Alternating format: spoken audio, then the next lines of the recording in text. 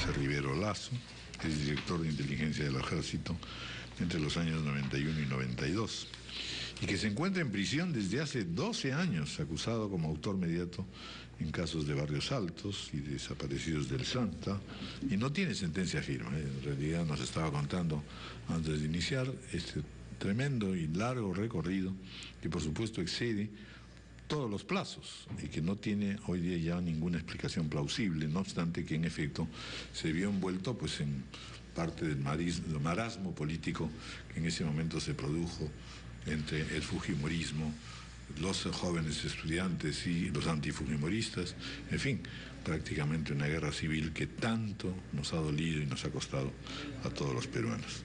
Bienvenida, señora Marieta Rivero, gracias por estar con nosotros. Cuéntenos un poco, a ver, el drama que se está viviendo, por qué y cómo explicarse estos 12 años de acusación que lo continúan teniendo preso al general José Rivero. Muchas gracias, señor Raúl Vargas. Buenos días.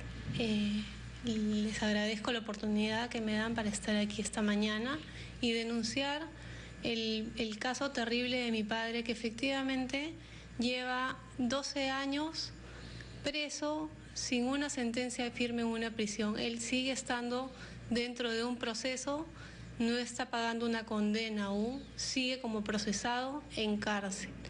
Este gravísimo hecho lo hemos denunciado, ya que no sabemos a quién recurrir. Hemos acudido a todas las instancias, inclusive a la Comisión Interamericana de Derechos Humanos, que aquí también hago pública la denuncia, que hasta el día de hoy no resuelve el caso de mi papá. Tiene 7 años la denuncia que hemos hecho a la Comisión Interamericana de Derechos Humanos contra el Estado peruano. Recién el año pasado, la única comunicación que le he dado a mi papá es preguntándole si él aún sigue preso. Y hasta el día de hoy no tramita para que este caso, como corresponde, ya vaya a la Corte Interamericana y la Corte resuelva y sancione al Estado peruano por esta violación a los derechos humanos de mi padre, el general Juan Rivero Lazo. Ahora, los cargos que se formularon contra tu padre eran graves. Se acusaba, en su condición de precisamente jefe de inteligencia del ejército en esos años, de haber propiciado, haber estado involucrado en la formación, la gestación del grupo Colina, y por eso la acusación, el enlace con esos casos. Catuta, Barrios Altos, desapareció del Santa. ¿Qué tan cierto es eso? Esa es la acusación de este proceso, efectivamente, pero a lo largo de estos 12 años de proceso hemos probado fehacientemente la inocencia de mi padre. Mi padre ha demostrado con pruebas y documentos del mismo ejército, documentos oficiales del ejército, su inocencia y su no participación en estos hechos. Y lo más importante, la misma declaración de los testigos, los colaboradores eficaces, los que se denominan haber estado dentro del grupo Colina, los que han reconocido haber participado en esos terribles hechos. Ellos mismos han declarado que no recibían ninguna orden de mi papá, el general Rivero, ni tampoco mi padre conocía de sus actividades. ¿Era del entorno de Montesinos? Mi padre jamás fue del entorno de Montesinos, ni de la promoción, ni de su entorno. Jamás ha sido procesado por ningún proceso de enriquecimiento ilícito ni corrupción. Mi papá era número 1 de su promoción. Llegó a ese cargo por sus propios méritos. El que lo nombró en ese cargo fue el comandante general de esa época, el general Pedro Villanueva Valdivia, cuando aún todavía no era comandante general. Aún cuando los supuestos fueran negativos para el caso de su padre, lo que no tiene ninguna explicación es el tiempo que ha tomado, tomar una decisión, obtener una resolución. La justicia ha tenido suficiente tiempo para probar la inocencia o la responsabilidad de mi padre. Sin embargo, mi padre ha demostrado su inocencia. Los mismos miembros del grupo Colina, que han sido colaboradores eficaces, lo han dicho así. El general Robles también, ¿no? El general Robles en su momento, hace años, cuando mi papá lo involucran en estos casos en el Consejo Supremo de Justicia Militar, él declaró públicamente que mi padre no tenía ninguna responsabilidad y que lo estaban utilizando como un chivo expiatorio. Además que quiero nombrar de que todos estos colaboradores eficaces que son del Grupo Colina, en este momento ya se encuentran libres. Ellos ya fueron procesados y sentenciados anticipadamente y todos ya se encuentran libres, los que han estado y los que han participado en estos hechos gravísimos. Señor Rivero, sí hay una sentencia de primera instancia. O sea, en primera instancia sí se le halla responsabilidad a su padre y se le dicta una condena. Así es. ¿De cuántos años? 25 años, Cayetana. Se le ha condenado a mi papá utilizando unos oficios en fotocopia que tienen de un simple traspaso de personal. Y con ello están sentenciando a mi padre y ni siquiera se le dio la oportunidad de someter a peritaje grafológico como mi papá lo solicitó y la defensa de él. Tampoco se le permitió. Esa es una de las tantos abusos que han cometido la sala Villa Bonilla en el proceso de mi padre.